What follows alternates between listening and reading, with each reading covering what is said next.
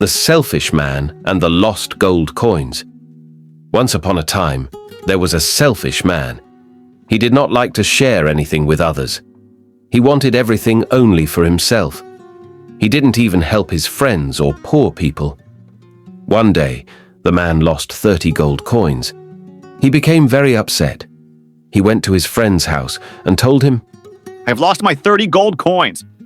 His friend was a kind and honest man. Later that day, the friend's daughter was coming home from the market. On the way, she found 30 gold coins lying on the ground. She quickly went home and told her father. Her father said, "These coins must belong to my friend.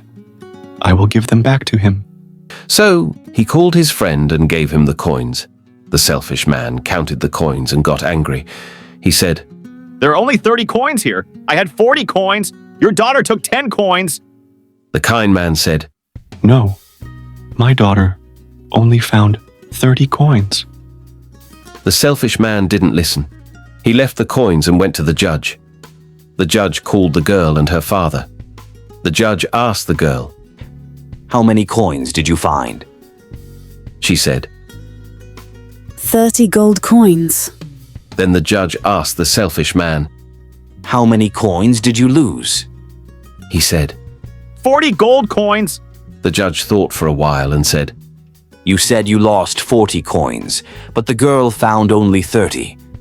So, these coins are not yours. The girl will keep the coins. If someone comes looking for 30 coins, I will give them to that person."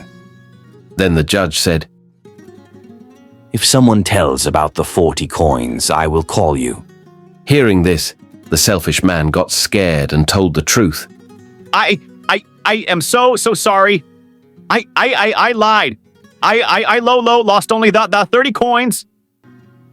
But the judge didn't listen to him. He said, "You lied in court. Now you won't get the coins." Moral of the story, don't be selfish or greedy. Always tell the truth.